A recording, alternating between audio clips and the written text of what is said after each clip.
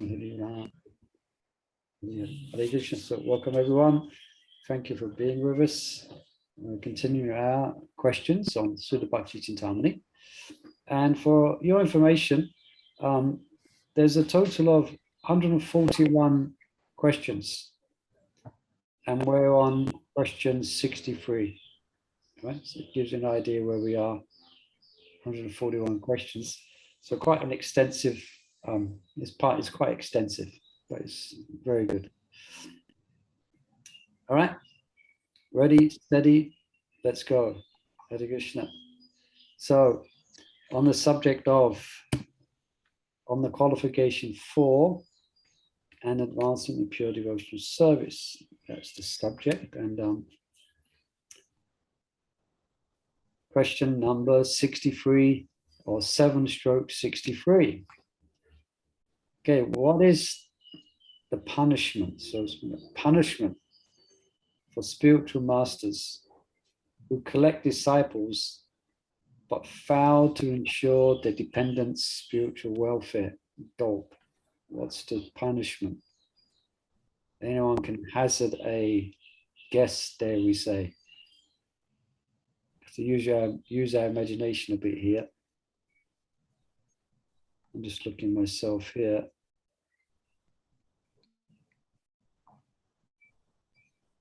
I was reading. Sorry? I was reading and it's... Did you find the answer? You managed to locate it? Yeah. Those gurus are offenders of the holy names and Guru Parampara.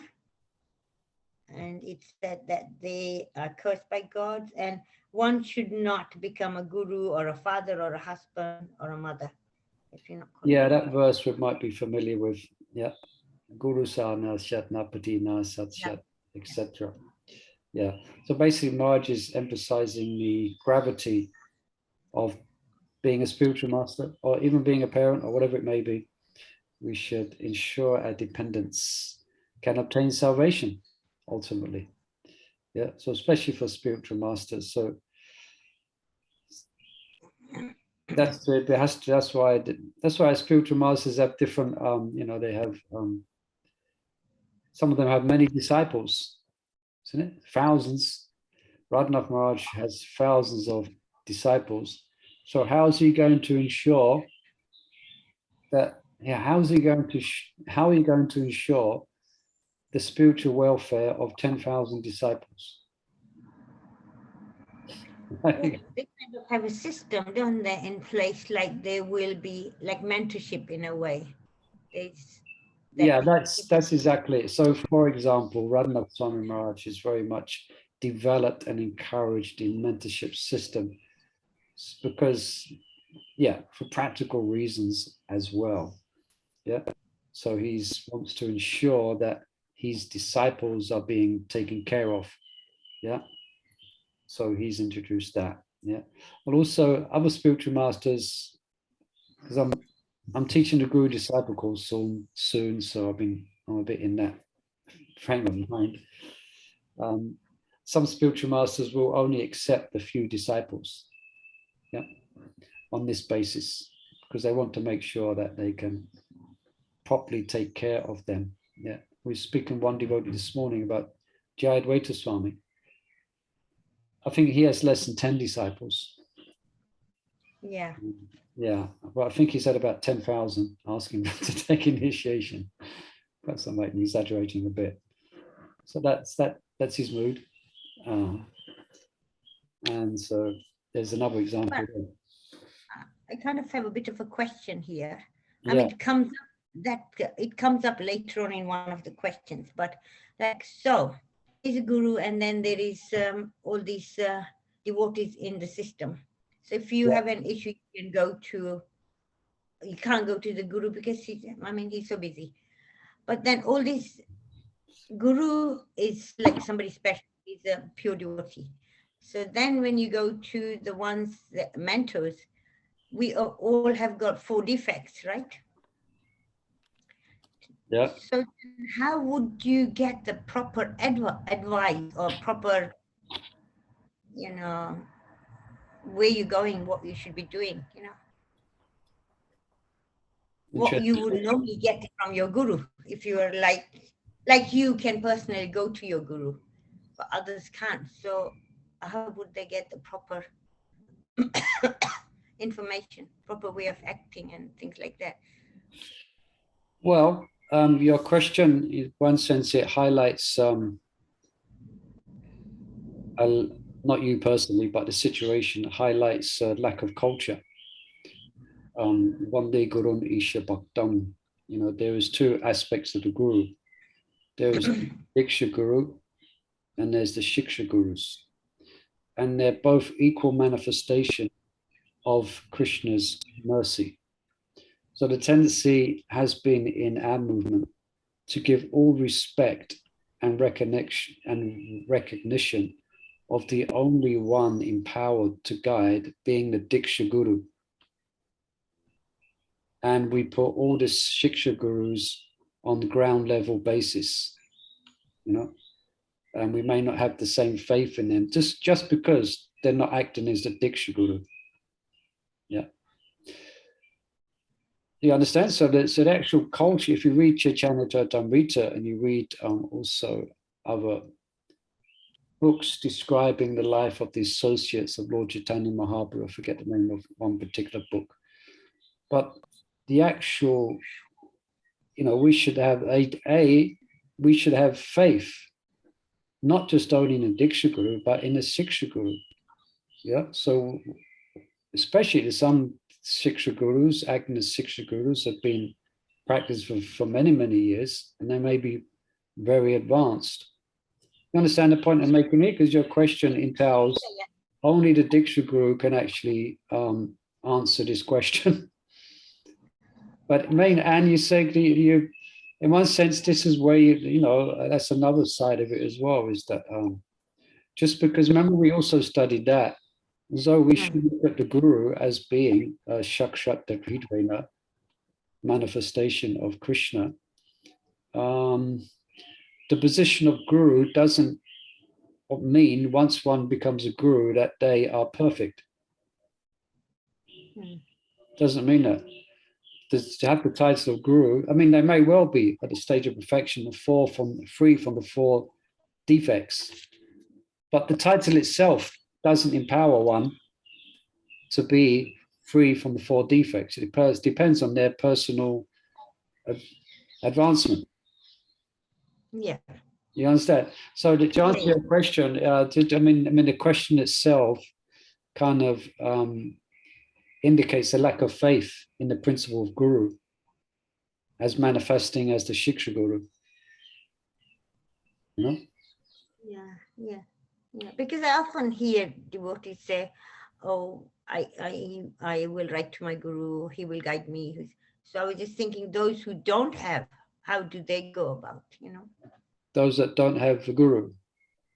Well, those gurus are not around for them or whatever.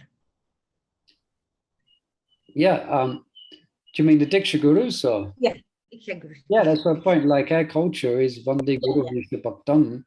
You can see how we haven't developed. That's why my Guru Maharaj wrote a book called Shiksha Guru many years ago to actually emphasize this point.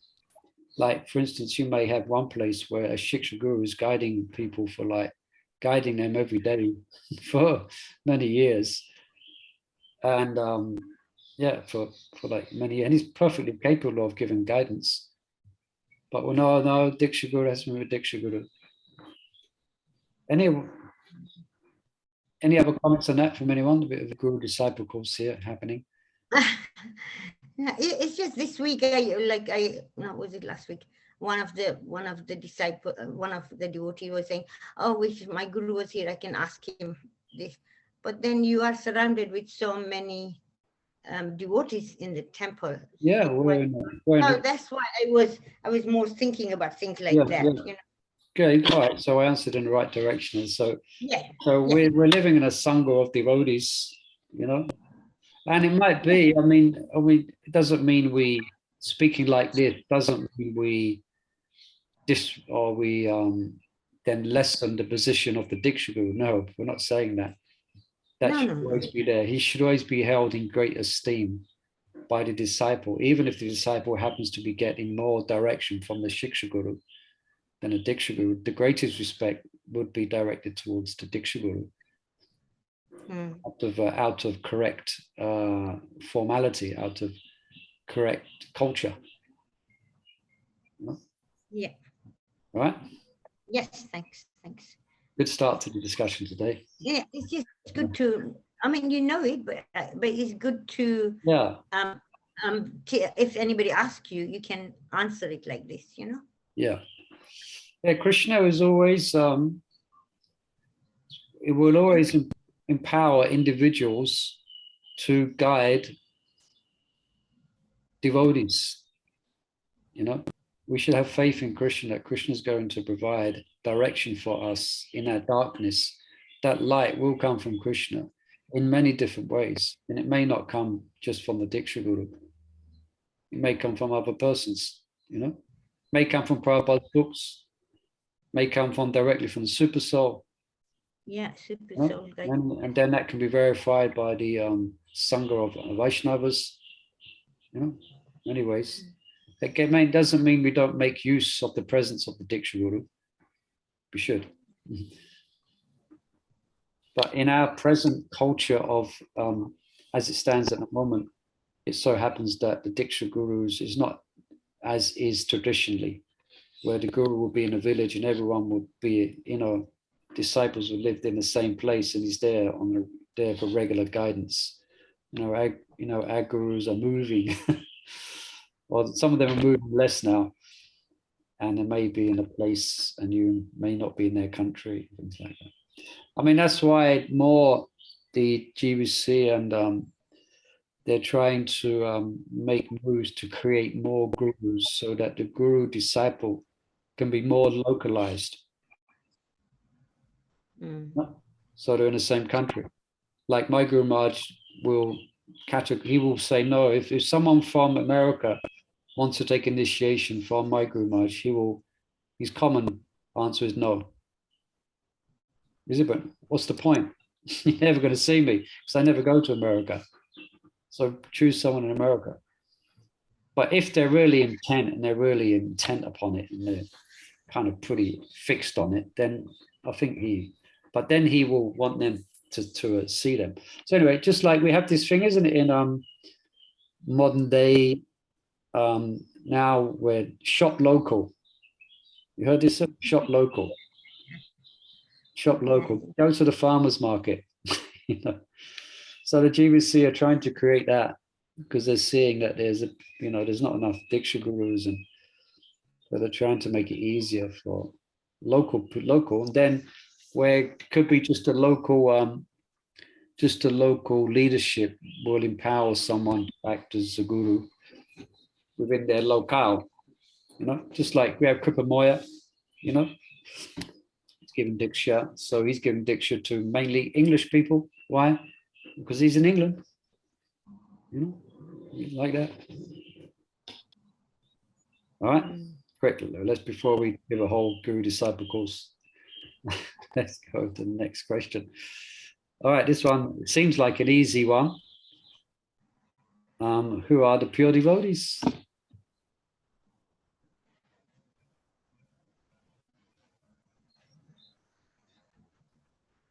There could be a wide answer to this one. Who are the pure devotees? Everyone, but to a certain level. All my disciples are pure devotees. Yeah, Prabhupada said that. Very, what's the word? Very open, very open. Everyone. How many devotees in my movement? They're all pure devotees. So that means, like, could say pure in intention. Yeah. Maharaj says Vaishnava is coming in the disciplic session from Chaitanya Mahaprabhu. Yeah, Chandravali's got all the answers already. That's it. I was studying. She got the answers. She's been studying out. Very good. Yeah, that is it. The pure devotees are Vaishnavas coming in disciplic succession from Chaitanya Mahaprabhu, who strictly practice devotional service as taught and who dedicate themselves to his mission. So from that, we can conclude that there is lots of pure devotees. Okay. And that's our general take on that. in the past, it was only the Mahabhagavat, the only pure devotees of Mahabhagavat. No, it's exactly what it says here. Yeah, those are strictly practicing as Lord Caitanya taught, and they're dedicated to the mission. They're pure devotees. Right. Then my Guru Maharaj goes on to describe a verse by Sanatana Goswami, who's preaching about the glories of Haridas Thakur. I think some behave very well, but do not preach the cult of Krishna consciousness, whereas others preach but do not behave properly. You simultaneously perform both duties in relation to the holy name and your personal behavior by your preaching. Therefore, you are the spiritual master of the entire world. You are the most advanced devotee in the world. So that's Sanatana Goswami glorifying Srila Haridas Thakur. Amazingly, he chanted so many 192 rounds a day, and he was preaching. So trying to do the maths of how he did all that. All right, so well done. That's correct.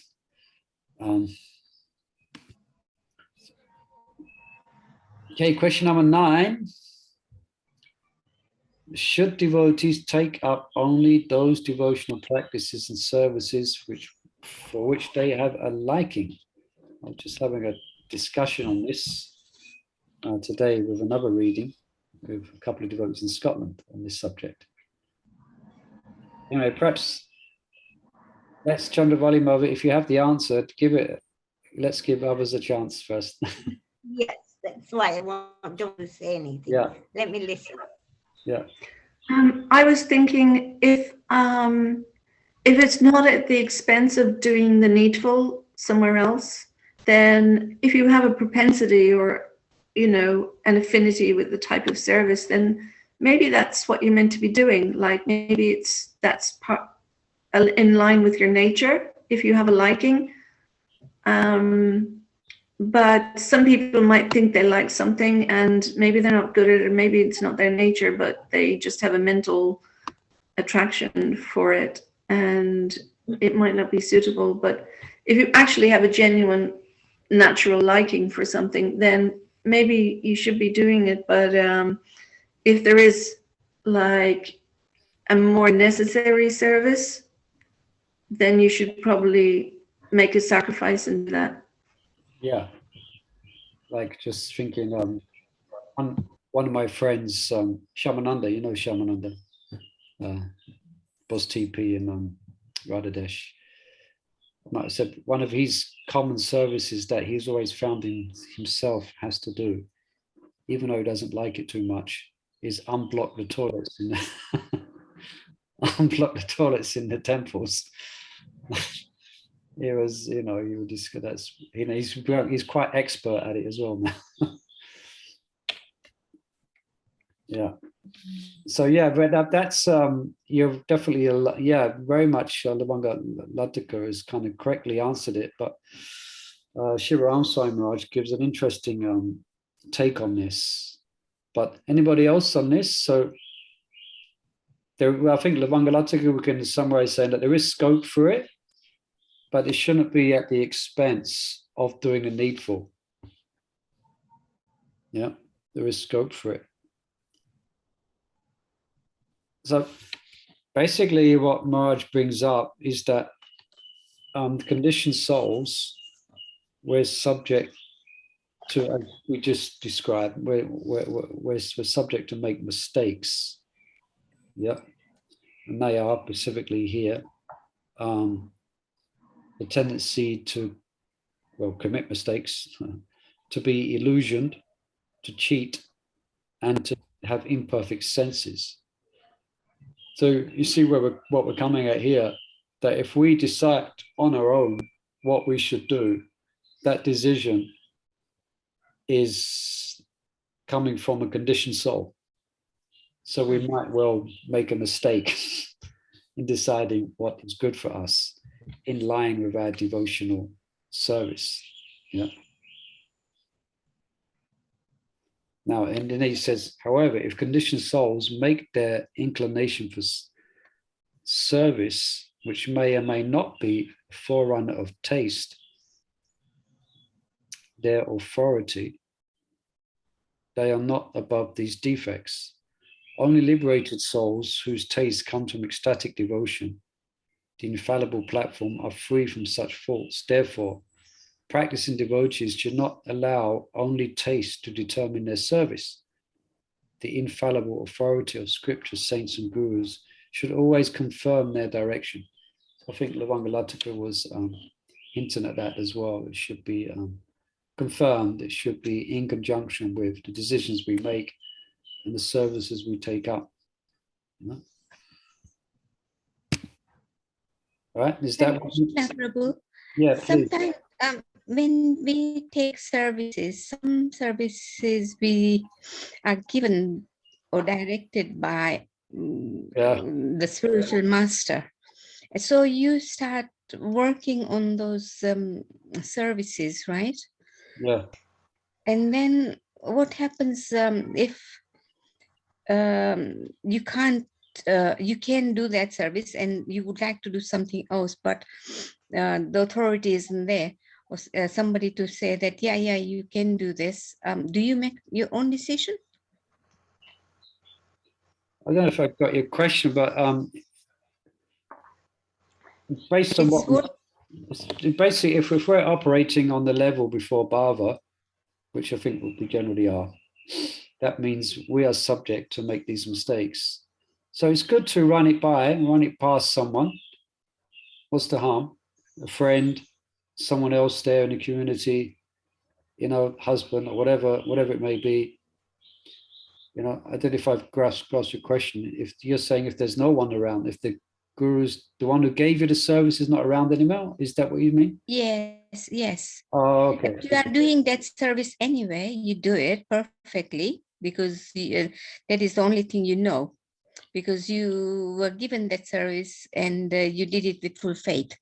Yeah. But then you do that service plus something different. So, and then there is no guidance that, oh yeah, you can do this. So, I mean, that's what I was wondering, that when the authority isn't there, you ask or you take permission of another authority, yes? I mean, that would be good if that's available. Yeah. But we need to, I think, yes, we need to be a little bit, I keep losing. We need to be not so, I'm not speaking about you, Mother, at all, but we can't just be narrow-minded on it. My guru gave me this service. That's it. I'm not doing anything else. You understand? And it sounds like you've come to the conclusion that there is other services. You may have a main instruction from the guru, and you're fulfilling that. Just like Srila Prabhupada, his guru told him to go and preach in the West. His guru didn't tell him to open temples in India. Mm. He didn't tell him to do that at all. But Prabhupada did it as an extension of his service. He saw the need and he did it. He came back to India. That bhakti said, but if Prabhupada had just been, I don't know, Guru told me, you understand, I should do this service when something else, when something else was being asked of him from Krishna and a need, and practically, for many practical reasons, Prabhupada saw the need. One, he's making thousands of disciples and he's telling them about India, he's telling them about Vrindavan. So Prabhupada saw the obvious need. So you see, we have to be independently thoughtful. Prabhupada used that word actually. We have to be independently thoughtful as well. Yeah. Okay. Thank you. Yeah. Krishna Prabhu, Yes. I have a question, Prabhu. Sorry, thank you. Prabhu, are we not just thinking from our varana as well? Sometimes, a varana. So are we sometimes, if it says in Varnashrama, it is good to follow, do the service as per your varna. Yeah, that's another side to it. It always helps. You'll find that that's where that's where you will feel most peaceful. nations. Yeah. So you want to do that. Yeah, like one friend of mine I was speaking to today, he's taken a different step in his spiritual life, and he's now he was maintained by the temple. Now he's maintaining himself, and to do that, he's actually teaching.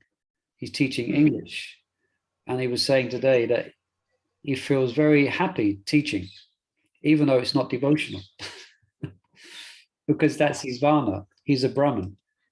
Yes. So he feels complete, and he feels he's doing it according to his nature. So yeah, that always helps to, if you're fortunate enough to be able to discern your varna amongst the, I was nature. Yeah. I just felt like adding something, Prabhu. Okay, you're teaching.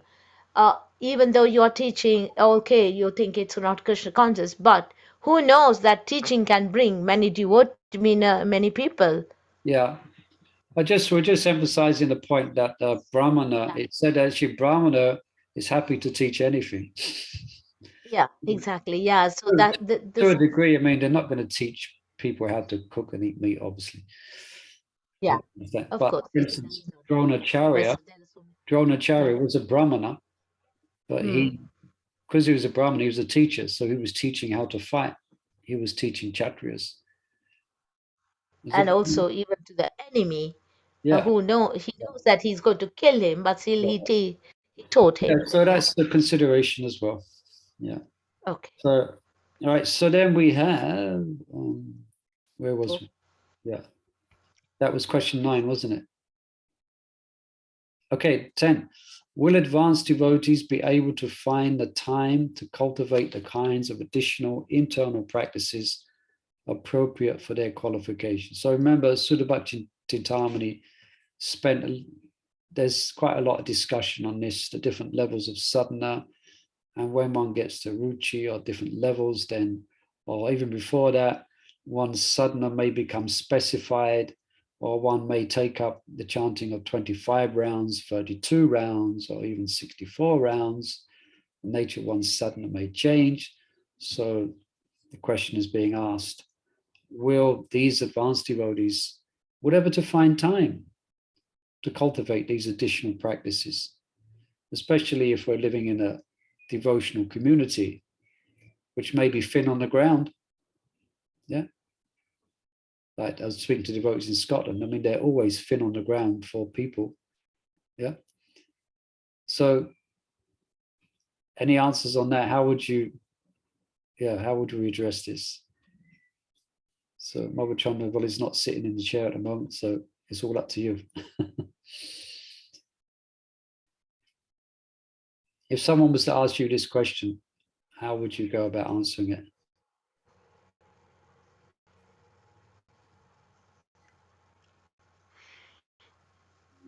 What the easiest? Yeah. So when you really want something, you'll make time against odds. that's a good point. Experience. Yeah. If you really desire it, if you really want it, then you will make time. Actually, that's very true, actually. Yeah. We have that issue in the temple, trying to get devotees to come to class. It's like trying to, fit jumping jack in a box.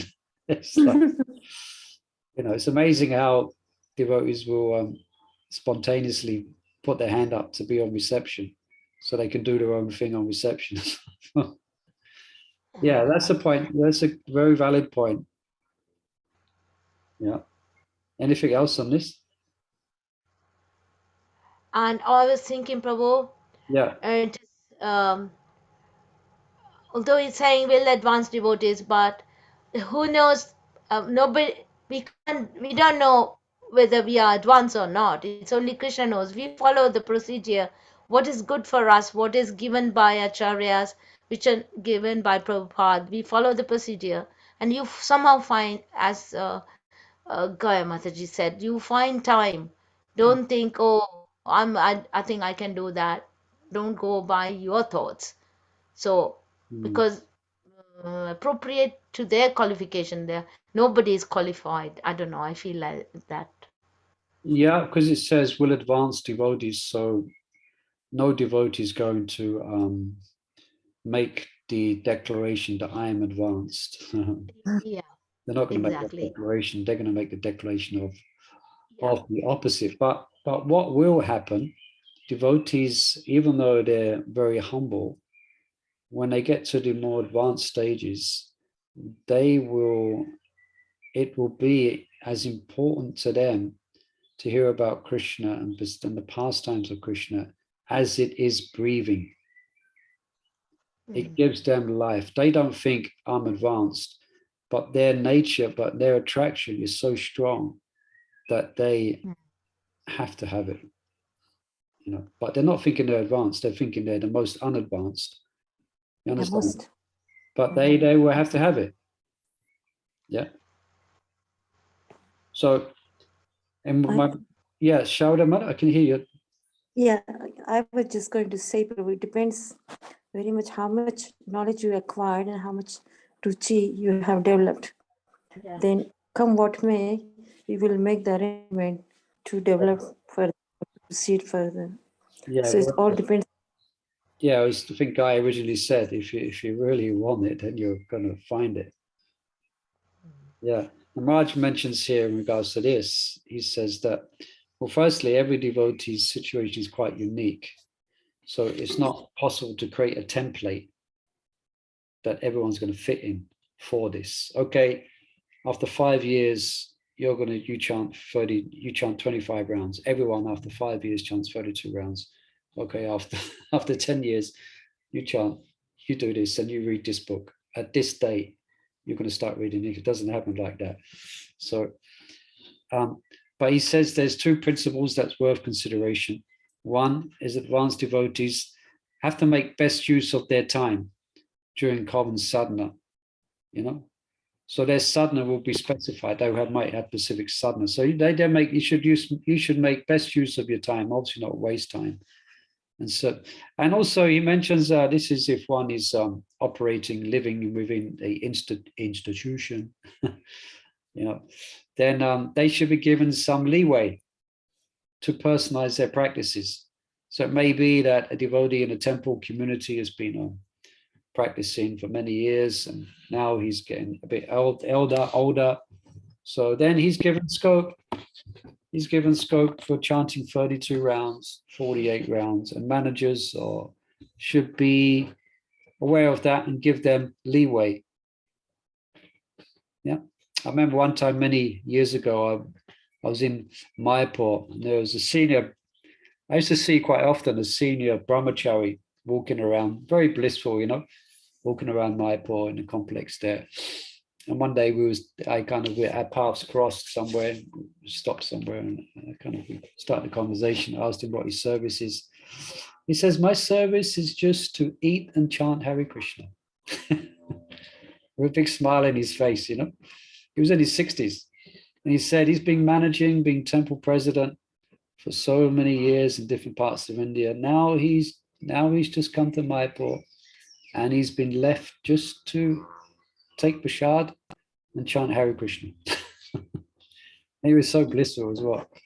So he's there, you know, he's been given leeway to increase his bhajan. All right. And my Guru Maharaj mentions it, even during common sadhana and service periods, then they may not be there for specific services which other devotees are. They may be doing their more chanting. All right. Did that answer that question or filled that curiosity? Yeah. I mean, most of you are quite fortunate. You're living in that sense. You can personalize. Well, I don't know. You've got families. You've got responsibilities as well. So for some, it might not be easy, but you have scope. You can make arrangements. You know. Okay. Question number 11. Yeah, this is interesting answer to this one when I was looking at this last week. But if devotees choose full engagement in serving Lord Chaitanya's mission, and thus have no time for additional devotional practices, are they denied perfection in bhajan? All right, so someone like, let's say, Tribhuvana, I doubt very much whether he chanted more than 16 rounds. He might have on occasion. I mean, I don't know, I'm speculating, but from what I can understand, he was always on the move, organizing festivals, traveling here, traveling there, doing this austerity, that austerity, you know, finding a van, collecting money, doing this, and hardly eating, you know, hardly having anywhere to sleep on a regular basis, completely unscheduled lifestyle, which some say that's one of the causes of his early exit to the spiritual world. But so here it is the question: if devotees choose full engagement in serving Lord Chaitanya's mission, then they have no time for all these different, you know, increasing to 32 rounds, 64 rounds, or whatever it may be, 192 rounds once a week. You know, that means they're denied perfection. Any inspirations on that one? I don't think so. You don't think so? Okay. Anybody else? No. Yeah, even no, I don't think so. Well, yeah, the devotees are thinking in the right direction. Yeah, certainly not. Yeah. Margin, by sincere service to the mission, devotees get the mercy of Lord Caitanya Mahaprabhu. Yeah, and there's a verse here. Well, the verse we know, we might be familiar with it. The English is here. Things that are very difficult to do become easy to execute if one somehow or other simply remembers Lord Caitanya Mahaprabhu. But if one does not remember him, even easy things become difficult. To this, Lord Caitanya Mahaprabhu offer my respectful obeisances. Even if devotees have no time for additional practices, their bhajan of offenseless chanting and service, their bhajan of service will be enough to assure them of perfection. This is the sum and substance of Srila Prabhupada's famous and repeated promise. And there's more here, let's see. Another reason that devotees may be unable to find time for extensive private, oh, this is interesting. I mean, this is the part I find interesting. Another reason that someone might not be able to find time is that Krishna doesn't give them such time. Why wouldn't he make this arrangement? To allow devotees to continue their valuable service. Yeah.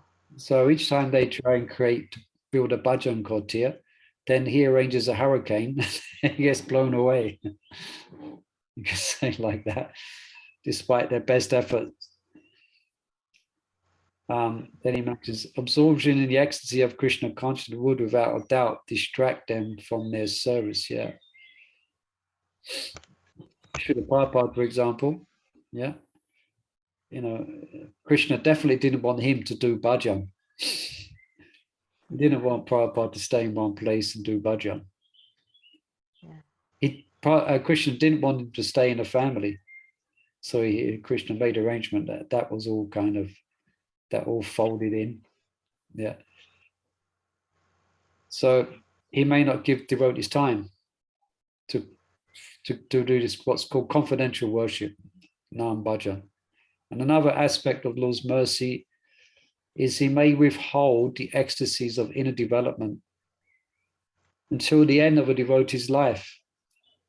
Yeah. Even when they otherwise make time to cultivate their personal bhajan.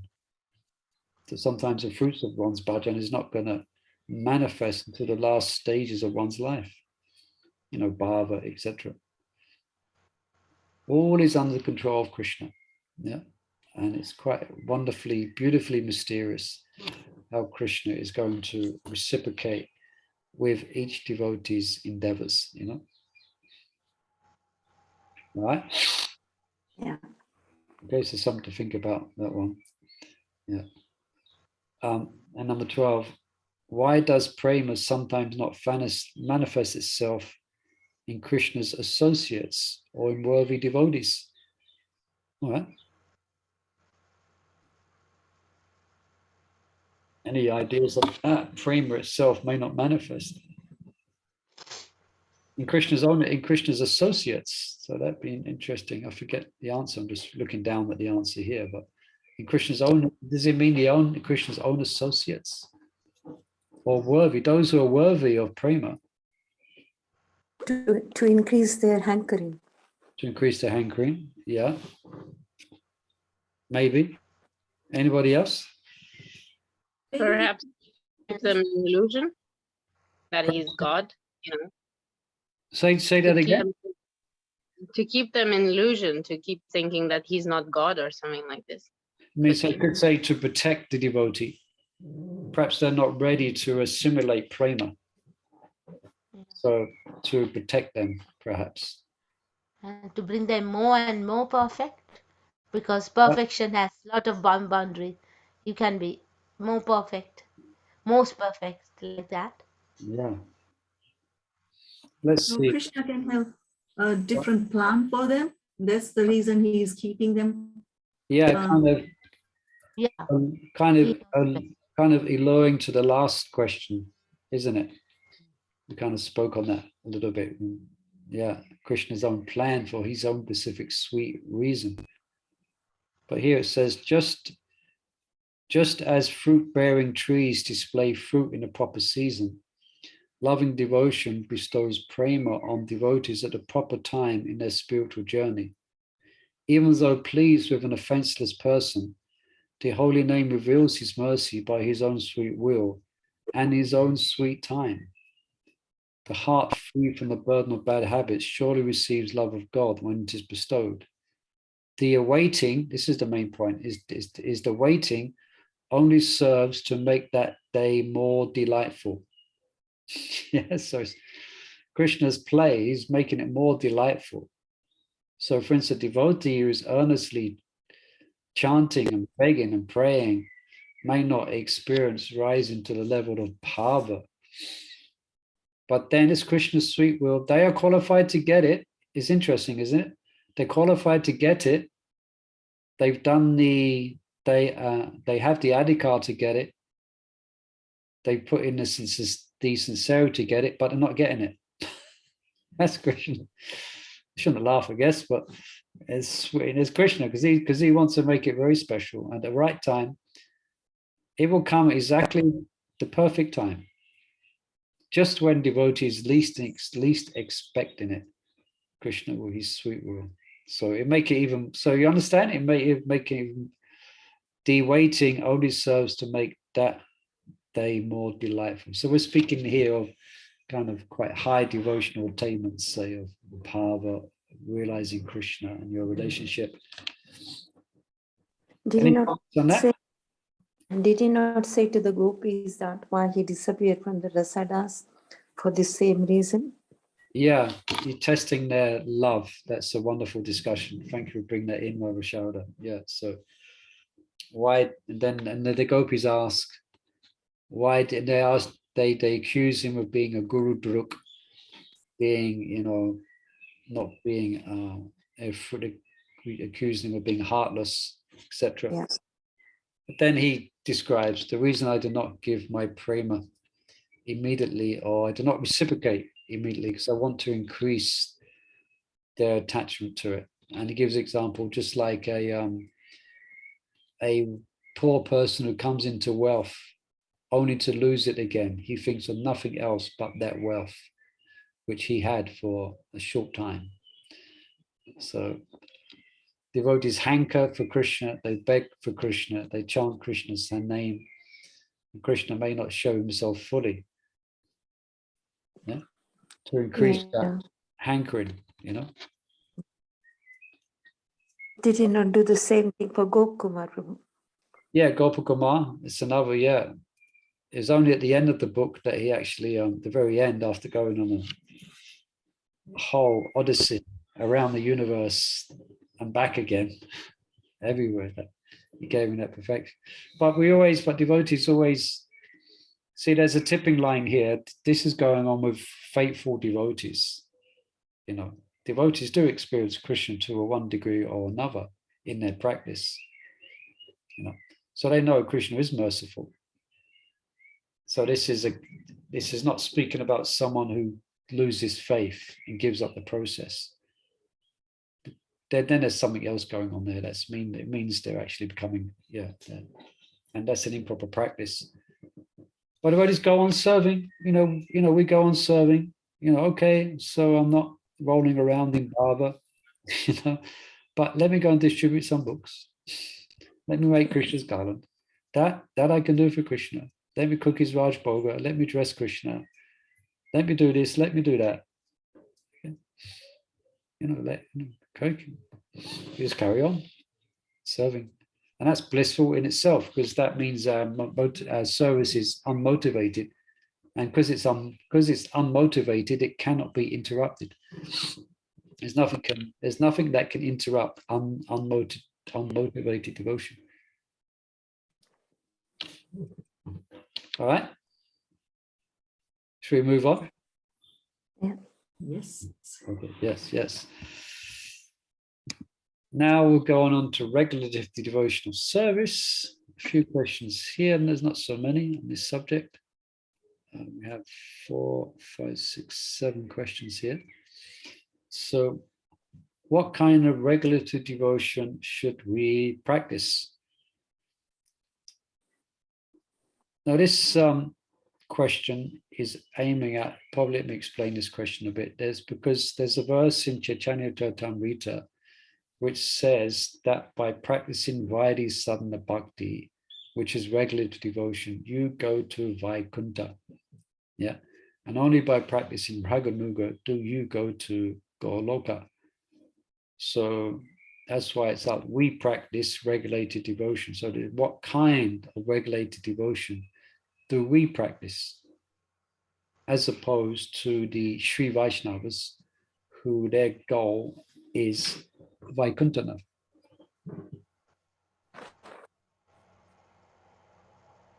Our aim should be to go to Goloka.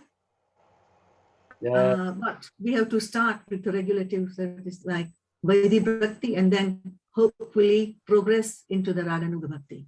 Yes, Rajkishore's got it, hit it right in the now. Well done, Mother Rajkishore. Did you remember that from the classes, or you just understood that? I think we did it in Shuddha Bhakti Chintamani before. Yeah, we did it. It's correct. So yeah, the first is that, okay, the Sri Vaishnavas, they're doing a regulative devotion. They don't really enter into the realms of spontaneity as practiced by the Ragatmaka Bhaktas. But our regulative devotion is different. Our worshipful deity is Shama Sundara, of Vraj. That's okay. So we're doing regular devotion, but it's going in a direction. Our worshipful deity, our Ishtadev is Shama Sundara.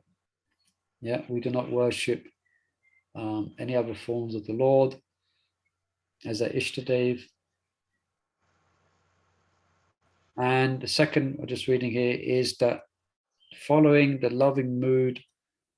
So ultimately we follow the loving mood, as Maharaj Krishna was saying, of the inhabitants of Vrindavan to achieve Shama Sundara. So this is the type of, so that's the regular devotion that we practice. Is that clear, yeah? Yeah. So this is in regards to the verse which is quoted again in Chaitanya Charitamrita, which says, regulated devotion takes you to Vaikuntha. But our regular devotion takes us to spontaneous devotion. Doesn't take us to Vaikuntha. Especially because the worshipful deity of regulative devotion is who? Of spontaneous devotion. The personification of spontaneous devotion is Gauranga. Gauranga, Nityananda, Gauranga, Nityananda, Gauranga. It's Gauranga. He is the combined Radha and Krishna, and he's the personification of spontaneous, loving attraction. So we're serving him. So how can we possibly? Yeah, we're serving him. We're serving under his auspices, in his mission. So we're practicing that regulated devotion. serving Gauranga Mahaprabhu. All right? I was thinking that how, Maharaj has written these questions, answers, everything, and how his mood is like Radhasham, Radhasham, Radhasham. Yeah. Revolving around that, because from this question you can see that your worshipable deity is Radhasham. Yeah, or Radha Landaneshwar, Radha Gokulananda. Same. Yeah. So you should have that goal in your head, Yeah. Now here's another question. All right. Now there may be some devotees who are within Lord Chaitanya's Sankirtana, let's say within the International Society for Krishna Consciousness, and they are Vaikuntha bhaktas. For them, they can't really relate to Radha Krishna's conjugal loving affairs. For them, they feel much safer, say, worshipping Ram. They feel much safer worship. They feel much secure and greatly inspired by Vaikuntha bhakti. But they're within the realms, they're within the society of ISKCON, within the Sankirtan movement. So what's the role and destination? Or what's their role and what's their destination? I know a bit of an answer, but I'd like somebody else to say it, and then I'll try. It's a bit of a technical question. I don't know what it means by Vaikuntha devotees. By what? The Vaikuntha devotees. Vaikuntha Are they people who have come from Vaikuntha to this planet? No, not necessarily. It just means they're attracted to Vishnu. Oh, devotees who are attracted to that destination. Yeah, Vishnu and Vaikuntha. Okay. They're not particularly attracted. They're not particularly going towards. In like the gopis. Yeah. Following the footsteps of the gopis. Yeah. Like for instance, some devotees, they're really devoted to Lord Nrsimhadev, but not in the principle of removing obstacles to obtain the path of spontaneous devotion. But then Nrsimhadev is everything. That's it. That's their worshipful deity. Yeah. And I don't. And we have all these kind of devotees in ISKCON, even though our goal is Goloka Vrindavan. We have Lord Ram devotees even. Yeah, so it's what I mean. Yeah, and we may find this in our wider Indian congregation, that they may really love Ram. So what's their position? So what's their... Hanumanji was the Ram Bhakta Prabhu. Yeah. Yeah, Hanuman, and also one of Lord Chaitanya's associates was also, who was it Mukunda? Who was it? Who was that? Gupta. And this comes up in this part of Sudha Bhakti Chintamani, actually. I didn't put the whole quote here, the whole chapter here. It's quite lengthy, but that's brought up as an example. Murari Gupta.